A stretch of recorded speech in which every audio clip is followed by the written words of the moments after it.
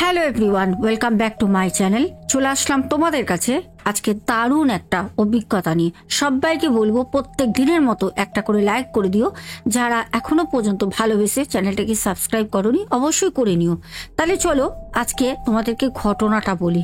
আর হ্যাঁ, বলে রাখি আজকের ঘটনাটা বেশ কিন্তু ভয় লাগবে এইটুকুনি তোমাদের 100% কথা দিতে পারি। কারণ ঘটনাটা হচ্ছে আমাদের কলকাতা আরজি কর হসপিটালের। হ্যাঁ, হসপিটালের ঘটনা বরাবরই তোমরা খুব পছন্দ করো।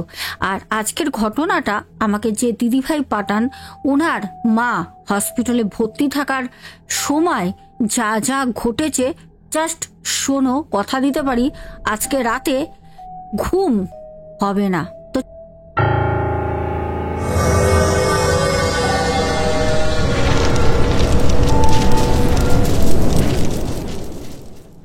চলো ঘটনাটা বলি।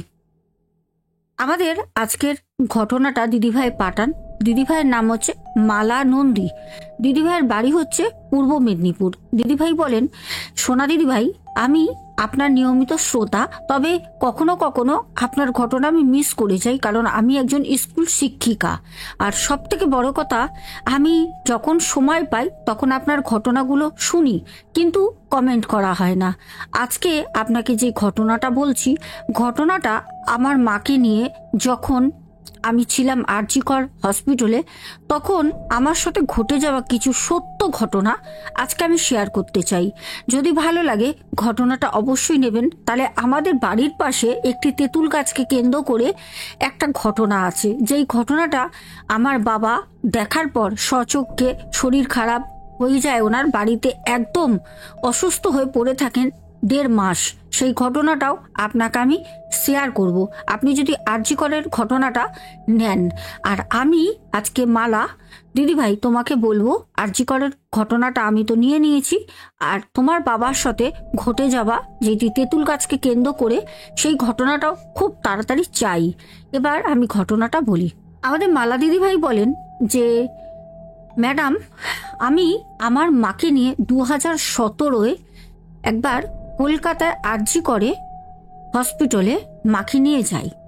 মায়ের অবস্থা খুব ক্রিটিক্যাল হওয়ায় আমাকে ডাক্তার বললেন, দেখেন আপনার মায়ের অবস্থা খুব একটা ভালো না, আপনার মাকে কি রিটার্ন আপনি বাড়ি নিয়ে যাবেন? নইলে যদি সিট থাকে তাহলে আপনার মাকে এক্ষুনি আপনি অ্যাডমিট করুন।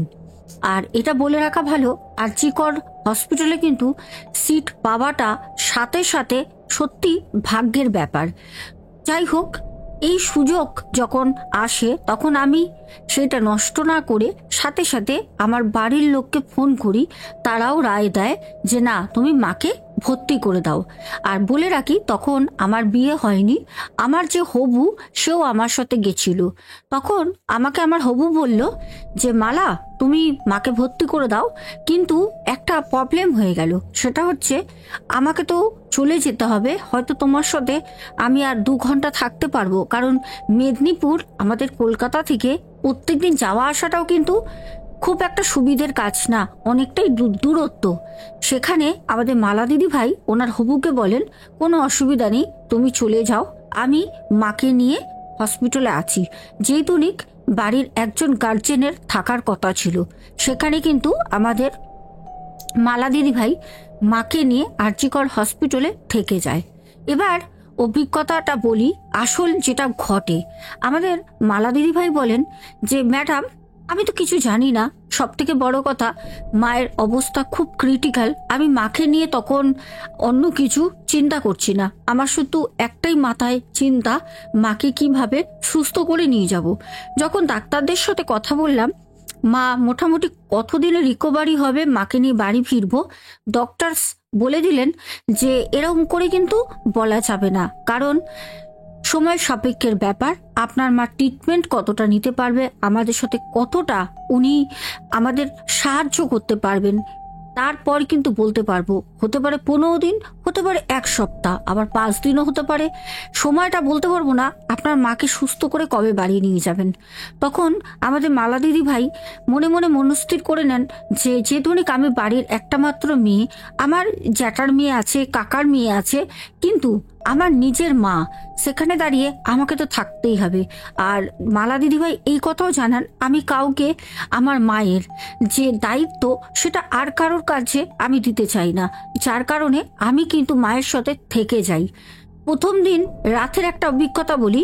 মা যেখানে ছিলেন 4 তলার ওপরে, বলছেন রাতের বেলা নার্স দিদি একজন আসলেন, তখন আনুমানিক 9:30 বাজে। এসে বললেন যে দেখো, তোমরা যারা যারা আছো ওয়ার্ড নাম্বারগুলো মনে রাখবে, আর যদি পেশেন্টের কোনো বাড়াবাড়ি হয়, আমরা রাতের বেলা খাবার, ওষুধ, মেডিসিন সব কিছু কমপ্লিট করে দিয়েছি। এখন আমরা একবার রাউন্ডে আসবো 11টা-12টার দিকে, আর এমনিতে যদি কোনো অসুবিধা হয় তাহলে আমাদেরকে গিয়ে তোমরা জানিয়ে আসবে। আমরা তো বারবার আসবো না, তবে এটা বলে রাখি ওয়ার্ড নাম্বারগুলো আর বেড নাম্বারগুলো ভালো করে কিন্তু মনে রেখো, যেন কোনো ভুল না হয়। বলে নার্স দিদি যখন চলে যাচ্ছেন, আমি তখন নার্স দিদিকে বললাম, নার্স দিদি আমি তো আজকে নতুন, আমি কিছুই জানি না। তখন আমাকে বলল, দেখো বেশি কথা তো বলতে পারবো না, কিন্তু এখানে তোমাদের আগে অনেক পেশেন্ট পার্টি রয়েছে, তাদের সাথে একটু যোগাযোগ করে জেনে নাও কোথায় কি আছে। রাত ভিড় থাকবে, তারাই তোমাকে সাহায্য করতে পারবে। আমরা তো কখনো কখনো আসবো, আমাদের ডিউটিও পরিবর্তন হয়, তুমি তো সবসময় আমাকে পাবে না। তোমার যেটা প্রয়োজনীয় তুমি সেটা এখানে যারা আছে আত্মীয় পরিজন পেশেন্টের তোমারই মতো বাড়ির লোক, তাদের সাথে কথা বলো। বলে উনি চলে যান। আমাদের মালা দিদিভাই বলেন যে আমি মায়ের পায়ের সামনে বসে আছি, মাকে একটা ইঞ্জেকশন দিয়েছে, মায়ের স্লাইন চলছে, মায়ের অক্সিজেন লাগানো। আমি পায়ের কাছে বসে আছি, বসে বসে খুব মনটা খারাপ লাগছে, ভালো লাগছে না। সত্যি কথা বলতে, আমার হবু যখন যায় তখন আমাকে একটা কেকের প্যাকেট কিনে দিয়ে গেছিল আর কিছু ফল, যেগুলো আমার একদমই ভালো লাগছিল না খেতে। কিন্তু সত্যি কথা বলতে, মাকে অ্যাডমিট করা, সারাটা দিন ছুটোছুটি, মাকে নিয়ে রিপোর্টগুলো করা, সারাদিনে আমার পেটে ভাত পড়েনি, আমার প্রচণ্ড খিদে পায়। তখন রাত আনুমানিক 10টা 10-15 হবে। আমি ভাবলাম নিচে গিয়ে একবার খেয়ে আসি। আবার ভাবলাম 4 তলা থেকে নিচে যাব, এতটা একটা কিরকম যেন আমার ভয় ভয় লাগছে। জানি না ভয়টা সেটা কোনো ভৌতিক কারণে ছিল না এমনি মনের ভয়, কারণ আমি এর আগে কোনো বাইরে কোনোদিনও থাকিনি। আমার একটা ভয় কোথাও গিয়ে লাগছিল। তারপর আমি যখন মনস্থির করলাম যে না, একবার নিচে যাই, এটা তো হসপিটাল চত্বর, কলকাতার মতো জায়গা, এখানে সারা রাত তো গাড়ি চলে শুনেছি, খাবার নিশ্চয়ই দোকান আছে। তারপর আমি মায়ের বেড থেকে উঠে যখনই হসপিটালের উপরটায় আসি, মানে যেখান থেকে রাস্তা দেখা যায় 4 তলার উপরে, ওখান থেকে আমি দেখলাম বাহ, নিচে তো অনেক লোক, চারিপাশে লোকজন হাঁটাহাঁটি করছে, আলোয় আলো, অনেক দোকান খোলা। তখন ভাবলাম যাই, গিয়ে কিছু খাবার খেয়ে আসি, নালে সারা রাত ঘুমাতে পারবো না। তারপরে আমার একটু গ্যাস অম্বলেরও অসুবিধা আছে, যদি গ্যাস অম্বল হয়ে যায় তাহলে মনে হয় আমাকেও অ্যাডমিট নিতে হবে। এই মনে করে আমাদের মালা দিদিভাই যখন নামবে, তখন পেছন থেকে একজন দিদিভাইকে ডাকেন। উনি একটি মেয়ে, উনিও কিন্তু ওনার মায়ের অসুস্থতার কারণে মায়ের সাথে রয়েছেন। মেয়েটির 17-18 বছর বয়স। তখন দিদিভাইকে বলল, আচ্ছা আপনি কি নিচে যাবেন ভাবছেন? তখন দিদিভাই পেছনে ঘুরে বললেন যে হ্যাঁ হ্যাঁ, আমার আসলে সকাল থেকে খাওয়া হয়নি জানো তো, খুব খিদে পেয়েছে।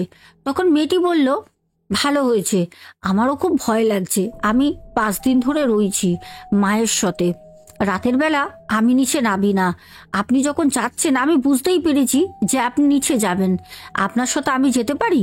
আমি তখন বললাম যে এ তো খুব ভালো খবর, আমিও ভয় পাচ্ছিলাম, আমার সাথে যদি তুমি যাও চলো, আমার কোনো আপত্তি নেই।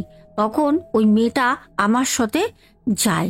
আমি তখন হেঁটে হেঁটে যেতে গিয়ে যখন ঠিক লিফটের কাছে গেলাম, তখন আমি বললাম চলো না লিফটে করে যাই। তখন মেয়েটি আমায় বলল, না না দিদি, একদম না, এই লিফটে রাতের বেলা ডাক্তাররা বলে দিয়েছে, নার্সরা বলে দিয়েছে।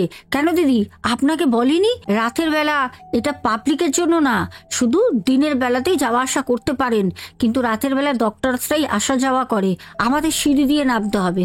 আমি তখন বললাম, ধুর, এখন গেলে পারে কি হবে, চলো না, বলবো আমরা জানি না, যদি বকা দেয়, নিচে তো লিফটম্যান থাকে, বগলে পারে বলবো আমরা জানি না, চলে এসছি। এই বলে আমরা দুজন লিফটে উঠলাম। যখন আমরা লিফটে উঠে যাচ্ছি তখন অদ্ভুতভাবে আমাদের দুজনেরই গা প্রচণ্ড ভার হয়ে যায়, প্রচণ্ড ভার হয়, আর একটা বিচ্ছিরি দুর্গন্ধ যেন লিফটের মধ্যে চেপে রয়েছে। তখন আমি মেয়েটিকে বললাম, আচ্ছা, এরকম একটা দুর্গন্ধ বেরোচ্ছে না? বাবা, খোলা চত্বর, হসপিটালে এরকম তো গন্ধ পাচ্ছিলাম না, লিফটের মধ্যে এরকম গন্ধ বেরোচ্ছে। তখন আমাকে মেয়েটি বলল যে আসলে দিদি, এর মধ্যে তো অনেক ডেড বডি, এগুলোও তো আসা যাওয়া করে, হতে পারে আমরা আসার আগে কোনো ডেড বডিকে নামানো হয়েছে, বা এরকম ইমার্জেন্সি থাকলে পারো এখান থেকে ওখানে ওটিতে লিফটে করে তো নিয়ে যায়, হতে পারে ওই জন্য হবে। আমি তখন বললাম, সত্যি আমার মা যে কবে ভালো হবে, মাকে বাড়ি ফিরিয়ে নিয়ে যাব। তখন মেয়েটি বলল, দেখো দিদি, এই যে চান্স পেয়েছো না, এই আরজি কর হসপিটালে সিট পাওয়াটা খুব মুশকিলের ব্যাপার। যাই হোক, এসব কথা বলতে বলতে আমরা দুজন গেলাম। মেয়েটি চা আর বিস্কুট খেলো, আমি গিয়ে দুটো রুটি তড়কা খেলাম। খাবার পর যেন শরীরটা ঠান্ডা হলো। তারপর আমরা আর লিফটে করে আসিনি, কারণ লিফটম্যান আমাদের লিফটে উঠতে দেয়নি। আমাদেরকে বলল, এটা এখন পাবলিকের জন্য না, শুধু ডাক্তাররাই আসবে যাবে, আপনার যদি দরকার হয় সিঁড়ি থেকে যান। আমাদের মালা দিদিভাই বলেন, ম্যাডাম, আপনি বিশ্বাস করবেন না, মানুষের পরিষেবা করার জন্যই থাকে, কিন্তু সেগুলো কিছু কিছু মানুষের জন্য ব্যবহার হয়। আমাদেরকে লিফটে উঠতে দিল না। ভাবেন, আমরা দুটো মেয়ে মানুষ, আমরা 4 তলায় উঠবো, তাও আবার পায়ে হেঁটে সিঁড়ি দিয়ে। তারপর আমাকে সেই মেয়েটি বলল, দিদি চলেন না, হাঁটতে হাঁটতে উপরে উঠে যাই, অসুবিধা হবে না। আমি এর আগেও দিনের বেলা নাবি উঠি, আমি লিফটে উঠি না, কারণ আমার লিফটে খুব ভয় লাগে। তখন আমি বললাম, আচ্ছা ঠিক আছে। দুজনে দুজনের মতো চুপচাপ সিঁড়ি দিয়ে উঠছি। হঠাৎ করে একটা শব্দ পেলাম। কিরকম শব্দ? মনে হলো কেউ জোড়া পায়ে লাফিয়ে যদি পেছনে থাপ করে মেঝের মধ্যে জুতো অবস্থায় বা বুট পরা অবস্থায় যদি শব্দ করে কেউ, ঠিক ওরকম থাপ করে একটা শব্দ ঠিক আমাদের পেছনে। মনে হলো আমরা সিঁড়ি দিয়ে যখন উঠছি, মনে হলো আমাদের পেছনের সিঁড়িতেই কেউ যেন লাফালো। দুজনেই আওয়াজটা শুনি, আমরা দুজনেই কিন্তু পেছনে তাকাই।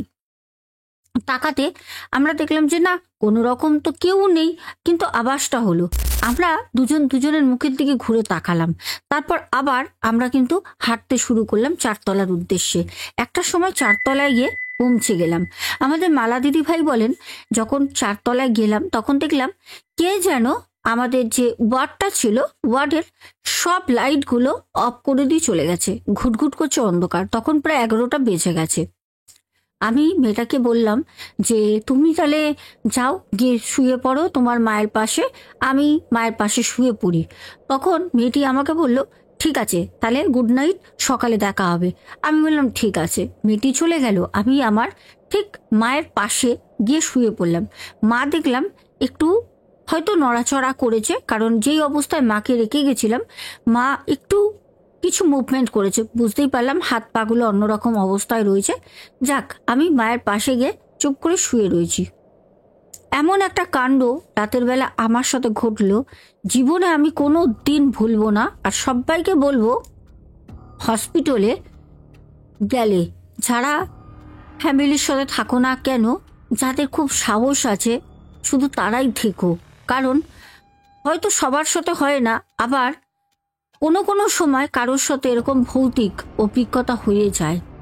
আমাদের মালা দিদিভাই বলেন, ম্যাডাম, আমি মায়ের পাশে শুয়ে রয়েছি, ঘুমিয়ে পড়ি। পেটটা বেশ ভর্তি হয়েছে, সারাদিন মাকে নিয়ে এদিক ওদিক ছোটাছুটি হয়েছে, আর খাবার পেটে পড়ার পর শরীরটা বেশ ভালো লাগে। আমি শুয়ে পড়েছি। হঠাৎ করে আমি শুনতে পাচ্ছি যেইখানে মানে পেশেন্টরা থাকে, যে যার মধ্যে শোয়ানো থাকে, টেনে টেনে নিয়ে যায়, ঠিক ওরকম টেনে নিয়ে যাবার মতো একটা শব্দ আমি পাই। তখন আমি উঠে দেখি যে কি হলো, কাকে, কোনো পেশেন্টকে নিয়ে আসছে উপরে, এখন কি কেউ অ্যাডমিট হয়েছে? আমি দেখলাম যে না, সবাই কিন্তু যে যার মতো ঘুমাচ্ছে, কেউ কিন্তু জাগা অবস্থা নেই, শুধু আমি একা কিন্তু জেগে আছি। হঠাৎ করে আমার সামনে একজন বয়স্কা বৃদ্ধা আনুমানিক তার বয়স 80 থেকে 82 বছর হবে। হালকা কুঁজো হয়ে গেছে, মাথার চুলগুলো পুরো সাদা, আর মুখটা কি বিকট দেখতে। আমি দেখা মাত্র খুব ভয় পাই। আমাকে এসে বলছে, এমে এমে আমাকে একটু জল দিবি? আমি তখন হট করে চমকে উঠে বললাম, এই রাতের বেলা তুমি চোখে দেখছো কি করে? আমি তো কোনো রকম দেখছি, বুঝতেই পারছি না তুমি কোথা থেকে আসলে। আমাকে বলছে, এই মেয়ে বেশি কথা বলিস না, এই মেয়ে আমাকে একটু জল দিবি? বারবার একই কথা বলছে। আর দেখছি তার হাতের আঙুলগুলো বেশ মোটা মোটা, আর পুরো পুরো হাতগুলো না কোকড়ানো, যেরকম অনেক বয়স হয়ে গেলে স্ক্রিন যেরকম ভাবে কুকড়ে যায় ওরকম কোকড়ানো। আর মুখটা এত ভাঁজ পড়ে গেছে, বলিরেখা যেটা বলা হয় বয়সে এমন শরীরে ভাঁজ পড়া। আমি না মুখের দিকে তাকাতে পারছি না, কি বিকট মুখটা। একটা সাইড দেখতে পাচ্ছি, কারণ আমাদের যে ওয়ার্ডটা যেখানে আমার মা আরও পেশেন্ট রয়েছে, ওই ওয়ার্ডটার লাইট কিন্তু সব বন্ধ। যেহেতুনি ওই ওয়ার্ডের বাইরে যে বেলকুনিটা রয়েছে, করিডর টাইপের, ওই করিডর সিঁড়ি, ওখানে তো লাইট জ্বলছে। ওই হালকা লাইটে আমি ওই বৃদ্ধা মহিলাকে দেখছি। আমি তখন বললাম, আমার কাছে জল নেই। অ্যাকচুয়ালি সত্যি কথা, আমি আর নামতে চাইনি, কারণ জলের বোতল ছিল ব্যাগে, নিচে রাখা ছিল, কিন্তু আমার প্রচণ্ড ভয় লাগছিল। আমি আর ভয়তে বেড থেকে নামবো না বলে আমি বৃদ্ধা মহিলাকে বললাম যে, আমার কাছে জল নেই, তুমি অন্য কারোর কাছে গিয়ে দেখো। বলে আমি চুপ করে শুয়ে পড়ি দিদির দিকে ঘুরে। আমার কিন্তু প্রচণ্ড ভয় লাগে, আমি আর ঘুরে তাকাইনি। তারপর দেখলাম ঠিক পা ঘেঁষে ঘেঁষে যদি কেউ হেঁটে হেঁটে যায়, ঠিক ওরকম পা ঘেঁষতে ঘেঁষতে দেখছি সে আমাদের ওয়ার্ড থেকে বেরিয়ে যাচ্ছে। আমি পা ঘষার শব্দে বুঝতে পারলাম যে বৃদ্ধাটি চলে যাচ্ছেন। আমি তখন ঘুরে তাকাই, আমি দেখলাম বৃদ্ধাটি আস্তে আস্তে পা ঘেঁষটাতে ঘেঁষটাতে ঠিক যে লেডিস ওয়ার্ডটা যেখানে পেশেন্ট রয়েছে, আমরা রয়েছি, ঠিক ওই গেটের সামনেটা আলো রয়েছে, ওখানটা উনি গিয়ে দাঁড়ান। আমি কিন্তু ওনার দিকে তাকিয়ে রয়েছি। উনি ওখানে গিয়ে দাঁড়িয়ে চুপ করে দাঁড়িয়ে রয়েছে, কোনো রকম উনি মুভমেন্ট করছে না। আমি ওনাকে দেখছি, উনি অ্যাকচুয়ালি কোথায় যাবেন জল আনতে। আবার মনে মনে খুব নিজেকে ছোট মনে করছি, কারণ জল চাইলো, ইস আমি তো জল দিলাম না, জল তো সবাইকে দিতে হয়, এটাই বাবা মায়ের শিক্ষা প্রতি কটা ঘরেই। তো ভাবছি একটু জল দিলে কি হতো। আরে মনে মনে খুব নিজেকে নিজে ছোট ছোট ভাবছি। একটা সময় এই ভাবতে ভাবতে চোখটা অন্যদিকে আমি ঘুরিয়ে নিয়েছিলাম।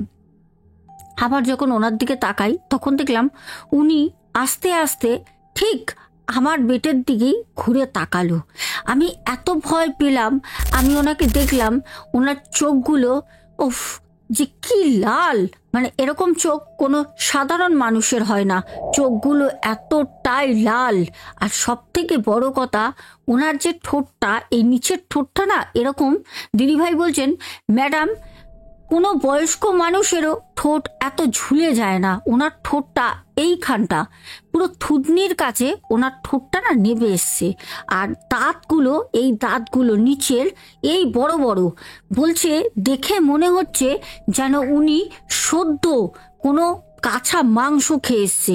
ওনার না মুখের এগুলো হালকা একটা রক্ত লাগা, আর দাঁতগুলো না, ও বলছে কি যে বিকট একটা দৃশ্য। ওনার যে ঠোঁটটা ঝুলে গেছে, মনে হচ্ছে ঠোঁট দিয়ে চুইয়ে চুইয়ে রক্ত পড়ছে। ওই দেখে দিদিভাই খুব ভয় পায়। মালা দিদিভাই বলে, যখন আমি এই দৃশ্য দেখি, বলছে আমি চোখটা সাথে সাথে বন্ধ করে আমার মাকে আমি জড়িয়ে রাম রাম রাম রাম রাম রাম রাম রাম ভয়তে যখন বলছি, অনেক পরে আমি যখন তাকাই তখন দেখলাম যে না, কেউ নেই। খুব ভয়তে ভয়তে মাথার চারপাশে চারপাশে দেখছি, সে আমার মাথার কাছে দাঁড়িয়ে নেই তো, দেখলাম না কেউ নেই। এই সময় আমার পাশের একজন যে পেশেন্ট ছিল, পেশেন্টের বাড়ির যিনি ছিলেন ওখানে আত্মীয়, উঠে উঠে দেখলাম লাইটটাকে জ্বালালো। ওহ বাবা, প্রাণে যেন জল আসলো। লাইটটা যখন জ্বালালো তখন আমাকে বলছে, কি হলো, আপনি এখনো জেগে রয়েছেন, ঘুমাননি? সবাই তো ঘুমাচ্ছে। আমি তখন বললাম, দিদি আমার না খুব ভয় লাগছে দিদি, আমি কি করে আপনাকে বলবো। তখন বলছে, কেন, কি হয়েছে? আমি বললাম, দিদি আপনি কতদিন ধরে রয়েছেন? উনি কি হন? বলছে, আমার দিদি। আমি বললাম, ও, উনিও বেশ বয়স্ক, মানে যার সাথে আমি কথা বলছি ওনার দিদিরও বয়স আছে। বলছে, আমার দিদি। আমি বললাম, ও। বলছে, আমার দিদির অপারেশন হয়ে গেছে, এর মধ্যে ছেড়ে দেবে। কেন, কি হয়েছে? আমি বললাম, দেখুন না, আমি এরকম শুয়েছিলাম, একজন বৃদ্ধা মহিলা। বলছে, থাক, আর বলতে হবে না। আমি তখন বললাম, আপনি জানেন কে বৃদ্ধা মহিলাটা, আপনি চেনেন? আপনার কাছেও জল চেয়েছিল? বলছে, আসলে ওটা কোনো মহিলাই না, ওটা কোনো মহিলা না। এবার ওনার অভিজ্ঞতাটা শোনো। উনি বলছে, আমি এখানে মাসখানেক ধরে রয়েছি আমার দিদিকে নিয়ে। আমিও যখন থাকি, ঠিক সপ্তাহ 5-6 দিন পর ওই বৃদ্ধা মহিলা আমার কাছে রাতের বেলা আসে। আমি ঘুমাচ্ছি, এসে আমাকে হাতের এখানটা টোকা দিয়ে আমাকে বলছে, এই জল দে তো, জল খাবি, এই জল দে তো। উনি একটাই কথা বলে, জল দে তো, জল খাবি। যখন এই কথা বলে তখন দিদিভাই বলে যে, মা আমার কাছে জল নেই, আমি এখন জল কোথায় পাবো? আর দিদিভাইয়ের কাছে সত্যি সত্যি জল ছিল না, মানে ওই দিদিভাইটার কাছে। তখন বলছে, আমার কাছে জল নেই গো, তুমি দেখো না অন্য কারোর কাছে চেয়ে, নালে বলো, আমি তোমাকে বাইরে দিয়ে জল এনে দিচ্ছি। তখন আর সে কোনো উত্তর দেয়নি, সে সোজা বলছে ওইখানটা গিয়ে দাঁড়ালো। যখন দাঁড়ায় তখন দিদিভাই অনেকক্ষণ ধরে সেম মালা দিদিভাইয়ের মতো নিজেকে রিগ্রেট ফিল করে যে, ইস, বৃদ্ধা মহিলা হয়তো জল তেষ্টা পেয়েছে, দিলাম না। তখন দিদিভাই ভাবলো যে বোতল খালি ছিল, ভাবলো দোতলা থেকে জলটা নিয়ে আসি, নিয়ে এসে দেবো। 3 তলায় 4 তলায় যে জলের জায়গাগুলো সেগুলো সেই সময় খারাপ ছিল কলগুলো। বলছে, আমি ভাবলাম দোতলা থেকে খাবার জল আনতাম, ভাবলাম পানীয় জলটা এনে দিই। তো ওই দিদিভাই সেই মনে করে যখন ওই বৃদ্ধা মহিলাকে অনুসরণ করতে করতে আসে, বলে, কি বলবো ওই বৃদ্ধা মহিলা, ও মাই গড, মানে শুনলে না তোমরা কি করবে জানি না। আমার কাছে এমন এমন ঘটনাগুলো আসে না, আমি রাতের বেলা ঘুমাতে পারি না, বিশ্বাস করে, মাথার মধ্যে চাপ পড়ে। বলছে, ওই বৃদ্ধা মহিলা ঠিক ওয়ার্ডের সামনেটা দাঁড়ায়, যেরকম আমাদের মালা দিদিভাই দেখেন। বলছে, ওখান থেকে দাঁড়ায় যখন, আমি নেবে না জলের বোতলটা ব্যাগ থেকে বের করি, ব্যাগ থেকে বের করে, যার যার জিনিস তো সব গোছানো থাকে, নাহলে ওখান থেকেও চুরি হয়ে যায় জিনিস। তো ব্যাগ থেকে বের করে নিয়ে বলছে, আমি যখন বেরোই উনি দেখলাম বাথরুমের দিকে চলে গেল। আমি তখন ভাবলাম, এই রে, বয়স্ক বৃদ্ধা মনে হয় খুব জল তেষ্টা পেয়েছে, এবার মনে হয় গিয়ে বাথরুমের জল খাবে। আহারে, আমি ওনাকে না করে আসি বলে বলছে, আমি ওনাকে অনুসরণ করতে করতে আমি দেখলাম উনি এতটাই বয়স্ক, কিন্তু উনি খুব তাড়াতাড়ি বাথরুমের ভিতর ঢুকে গেল। আর বাথরুমের কিন্তু গেট নেই, লেডিস বাথরুমের গেট নেই, আর ওখানে তো জেন্টসরা যায় না, লেডিসেরই। বলছে, যখন ঢুকে যায়, আর সাথে সাথে ওই দিদি ভাই ওনাকে বলতে যায় যে, মা, উনি তো মা বলে ওনাকে আখ্যা করেন। বলছে, মা আপনি বাথরুমের জল খাবেন না, এই জলটা খাওয়া উচিত না, আপনাকে আমি দোতলা দিয়ে ছুটতে গিয়ে সিঁড়ি দিয়ে নেবে জল এনে দিচ্ছি। এই কথা বলতে যায়। মালা দিদি ভাইকে বলে, আপনি বিশ্বাস করবেন না, আমি ওনার পেছনে গিয়ে দেখলাম যে ওখানে কিছু লেডিস প্যাডস, যেগুলো একটা ডাস্টবিনের মধ্যে ফেলা থাকে, আর ওখানে অনেক রকম, মানে ডাস্টবিন তো আমি আর খুলে বললাম না, অনেক রকম ওখানে রক্ত, অনেক রকম বর্জ্য পদার্থ থাকে। বলছে, আমি গিয়ে রীতিমতো দেখছি উনি, মানে কি বলবো, একটা প্যাডস নিয়ে উনি রীতিমতো চাটছে। হ্যাঁ, চাটছে। এইটা যখন দেখেন, বলে, আমি বমি চলে আসে, আমি মুখ চেপে কোনো রকমে ওখান থেকে আমার দিদির কাছে আসি। আমি দিদিকে বলি, দিদি দিদি, দিদি ওঠ না, আমি কি দেখলাম। তখন আমার দিদি বলছে, চুপ করে এখানে শুয়ে পড়। আমি দিদিকে আর কোনো কথা জানাইনি। তারপর পরের দিনকে যখন আমার বাবা আসে, তখন আমার বাবাকে বললাম যে, বাবা জানো, রাতের বেলা একজনের সাথে আমার জানি না দেখা হয়েছিল, তো আমি জল আনতে যাই, উনি বাথরুমে জল খাবে বলে ওনাকে আমি বারণ করতে গিয়ে আমি খুব বাজে জিনিস দেখি। বাবাকে তো খুলে বলতে পারিনি সব কিছু। তখন আমার বাবা বলল, ঠিক আছে। বাবা এক তান্ত্রিকের বাড়ি থেকে দিদিকে আমাকে মাদুলি এনে দেয়। তখন ওই মাদুলিটা মালা দিদি ভাইকে দেখায়, বলছে, এই যে এই হচ্ছে মাদুলি। অনেক মাদুলি থাকে যেগুলো সব জায়গায় কিন্তু ব্যবহার হয়, আবার কিছু মাদুলি যারা তান্ত্রিক ওঝারা দেয়, হসপিটাল, শ্মশান, কবরস্থান বলে খুলে যাবে, কিন্তু দিদিভাইকে হসপিটালে থাকার জন্যই ওই মাদুলিটা দুজনকে এনে দেয়, দিদিভাইকে আর দিদিভাইয়ের দিদিকে, মানে যিনি বলছেন। আমাদের মালা দিদিভাই বলেন, আমি এটা শুনে না পুরো ঠান্ডা পাথর হয়ে গেলাম। আর সত্যি আমি ওই বৃদ্ধা মহিলাকে দেখেছি, ওনার এরকম নিচের ঠোঁটটা ঝুলছে, থুতনি পর্যন্ত, আর পুরো রক্ত আমি দেখেছি। জানি না উনি কে, যাই হোক এই উনি কে ছিলেন এটা কেউ এখনো পর্যন্ত বলতে পারে না। সবাই বলে হয়তো উনি জল পাননি, হয়তো মুখে জল না পেয়ে মারা গেছেন, যেহেতু উনি সবার কাছে জল চায়, এরকম নাকি অনেকের অভিজ্ঞতা হয়েছে। তারপর ওই যে দিদিটা এই মালা দিদিভাইকে রাতের বেলা ঘটনাটা বলে, যখন ওনার দিদিকে নিয়ে যান, ছুটি হয়ে যায় দুদিন পর, যেহেতু উনি ওনার অপারেশন হয়ে গেছিল সাকসেস, দুদিন ছিলেন, ছেড়ে দেয়, তখন মালা দিদিভাইকে ওই দিদিটা নিজের যে ওই হাটটা ছিল, সেই তাবিজ আর কি, ওইটা ওই দিদিভাইকে দিয়ে যায়, বললে আপনি রেখে দেন দিদি, আপনার মা কতদিন থাকবে না থাকবে আপনি এটা আপনার কাছে না পড়লেও সাথে রেখে দেন, আপনার সাথে আর কোনো রকম কিছু হবে না। কে করে বলো তো মানুষের জন্য, কত ভালো উনি দিয়ে গেছে। ওনার বাড়ি যাদবপুর, মানে যে দিদিকে নিয়ে এসেছিল মাদুলিটা দিয়ে যায়। আর আমাদের মালা দিদিভাই বলেন, আমি তারপর থেকে আর কোনো ভয়ও পেতাম না, আর আমি কাউকে আর দেখিও নি, কেউ আমাকে আর দেখাও দেয়নি। আর আমার ভয় মনে সেই জিনিসটা, সেই মাদুলিটা আমার কাছে যবে থেকে ধারণ করলাম, তারপরে ভয় জিনিসটাই আমার কাছে ছিল না। তারপরে কিন্তু মাকে সুস্থ করে নিয়ে 15 দিন পর আমি বাড়ি ফিরি। আজকে ছিল এটাই ঘটনা। দর্শক বন্ধুরা, ঘটনাটা কেমন লাগলো? অনেক অদ্ভুত জিনিস হসপিটাল চত্বরে হয়, কারণ আমাদের এখানে হসপিটাল আছে, এই হসপিটালেও রাতের বেলা এখনো পর্যন্ত বাথরুমে যায় না কেউ, এখনো পর্যন্ত বাথরুমের বাইরে সব কিছু করে রেখে দিয়ে যায়, বাথরুমে কেউ ঢোকে না। কারণ বলে কেউ বাথরুমে ঢুকেছে তো দেখে উপরে হ্যাঙ্গিং ঝুলছে, লুঙ্গি পরে একজন ঝুলছে, কিন্তু চিৎকার চেঁচামেচি করে দৌড়ে পালিয়ে আসে, যখন লোকজন নিয়ে যায় তখন দেখে কেউ নেই। অনেক কিছু হয়, যেটা যার সাথে হয় সেই ভালো করে জানে। যাই হোক, এবার নামগুলো ঘোষণা করি, করে আজকের মতো ইতি টানবো। আবারও দেখা হবে ঠিক আগামীকাল রাত 10:30টায় দারুণ একটা ঘটনা নিয়ে। আর হ্যাঁ, সাথে নাম বলার আগে আর একটা তোমাদের সুখবর দেবো। সুখবরটা শুনলেই তোমরা আনন্দে ছটপট করে উঠবে, একটু ওয়েট করো। আমাদের অনেকগুলো ঘটনা আছে, সেটাই দেখছি, ভয়েস রেকর্ড আছে।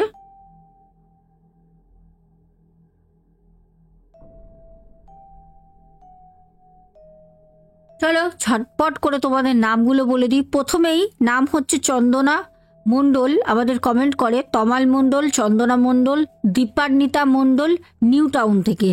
আচ্ছা দেখো বলে দিলাম কিন্তু। তারপরে গৌরী বসাক, তারপর মঞ্জুষা নন্দী দি ভাই, তারপরে প্রদীপ দাস, তারপরে দেবস্মিতা চক্রবর্তী, রীনা চক্রবর্তী, তারপর আমাদের নিতাই সরকার দা ভাই, তারপরে আমাদের নন ভাই বলি আমি, তারপর উপমা শীল, তারপরে শাশ্বতী দে, তারপর কমেন্ট করে মুমা ঘোষ, তারপরে সুমনা ভট্টাচার্যা, তারপরে সুরিয়া রয় সাহা, আমাদের নতুন বন্ধু কমেন্ট করেছো, খুব ভালো লাগলো, সাথে থেকো। তারপরে মাহি রয়, তারপর সুজাতা দাস দি ভাই, তারপর সিনার সুবীর, তারপর রাজীব জাসওয়াল, তারপরে আমাদের পিয়ালি ভারদ্বাজ, পিঙ্কি, চন্দনা মণ্ডল আবারও আমাকে রেড হার্ট পাঠিয়েছো। আচ্ছা, তারপরে আবার পিয়ালি ভারদ্বাজ আমাকে রেড হার্ট পাঠিয়েছো। তারপর শ্বেতা কোলে, খুব ভালো লাগলো তোমার কমেন্ট পেয়ে, সাথে থাকবে ডেলি চাই কমেন্ট করবে। বাপলি মল্লিক কমেন্ট করেছো, অনেকগুলো রেড হার্ট দিয়েছো। পিন্টু ঘোষ, তারপরে হচ্ছে অপর্ণা বাগ, খুব ভালো লাগলো, আমি নতুন পেলাম তোমারও কমেন্ট। উমা ঘোষ দিদিভাই, মৌয়া পাল, মাম্পি ঘোষ, তারপর রেখা অধিকারী, মাহি রয়, আলপনা ভট্টাচার্য, তুমি আমার অনেক পুরনো শ্রোতা, আমি জানি তুমি আগেও আমাকে কমেন্ট করতে। খুব ভালো থেকো, অনেক ভালোবাসা নিও। মন্টু, দা, তারপর হচ্ছে প্যান্থার গেমিং ওয়াইটি, আমার দেশের কালারে ম্যাচিং করে হার্ট পাঠিয়েছো, অনেক ভালোবাসা, ধন্যবাদ। মৌমিতা দাস, তারপর হচ্ছে নিহা মাইতি, পারমিতা সাহা, কিশোরী বিশ্বাস, আচ্ছা, তারপরে সুদীপ্ত ব্যানার্জি, তুলসী ত্রিপাঠী, তারপরে মাম্পি ঘোষ, তারপরে আদিবা নিম, আচ্ছা মিম, আচ্ছা তারপর মিম কমেন্ট করেছো, আচ্ছা তারপরে শ্বেতা কোলে আবারও কমেন্ট করেছো, খুব ভালো লাগলো কমেন্ট, আমি পড়ছি না, তুমি ফার্স্ট কমেন্ট করেছো আমি বুঝতেই পারছি। আচ্ছা, সুপর্ণা, তারপরে সঙ্গীতা, তারপরে কবিতা শর্মা, আচ্ছা খুব ভালো লাগছে, নতুন নতুন অনেক বন্ধু পেলাম। তারপরে গার্গী সুর, তারপরে রূপা দে, তারপরে Swapna Haldar, M S Beauty, আচ্ছা ভাস্কর অধিকারী, তারপর ওয়ার্কআউট উইথ সমীরণ, আমাকে হাত পাঠিয়েছো, খুব ভালো লাগলো। তারপরে পিঙ্কি সাহা, শুভঙ্কর ঘোড়ই, তারপরে তমাল মণ্ডল, তন্ময় সামন্ত, জলি নন্দী দিদি ভাই, তারপরে সুপর্ণাদি, তারপরে আমাদের শ্রেয়াস ভাই, ও মা শ্রেয়াস ভাই একটা লেবু পাঠিয়েছে, একটা হার্ট পাঠিয়েছে, ও আচ্ছা দেশের কালারটাও তো আমার লেবু কালারই ছিল, আচ্ছা সারিনা উদ্দিন, তারপরে সারিনা উদ্দিনও কিন্তু আমাকে আমার শার্টের কালারেরই হার্ট পাঠিয়েছো। বনানী কর্মকার দিদি ভাই দুটো পরপর কমেন্ট করেছো, বড়। টুম্পা বিশ্বাস, সুরিয়া রয় সাহা, নামটা খুব সুন্দর, তারপরে স্বপ্না বাজাল দিদি ভাই, আর শেষে কমেন্ট করেছে শুভদেব পাঞ্চাল, মানে শুভদেব পাঞ্চাল আমাকে প্রথম কমেন্ট করে, যেটা একদম নিচে চলে এসছে। যাই হোক, আজকের ঘটনাটা আরজিকর হসপিটালে তোমাদের কেমন লাগলো? এরকম আরজিকর হসপিটালের আমরা বহু ঘটনা আগেও শুনেছি, আমরা আগত দিনও শুনবো, সাথে থেকো চ্যানেলটাকে সাবস্ক্রাইব করে। আর হ্যাঁ, একটাই কথা বলবো, তোমরা কিন্তু ঘটনাগুলো তোমাদের আত্মীয় পরিজন প্রিয়জনকে শেয়ার করো, শুনুক তারাও, তাদেরও কিছু নলেজ হবে। আর আগামীকাল আমাদের প্রিন্সের ঘটনা কেউ দেখতে মিস করবে না, দুপুরে আসবে ঘটনাটা, কারণ প্রিন্স তোমাদের বলেছিল যে আমি সারা রাত বাইরে থেকে আমাদের হন্টেড প্লেস যেটা আছে এক্সপ্লোর করব, তো সেই ঘটনা নিয়েই কালকে আসছি, বেশি কিছু বলবো না, সাথে আমিও থাকবো। আজকের মতো টাটা, গুড নাইট, চলো সবাই খুব ভালো থেকো, লাভ ইউ অল।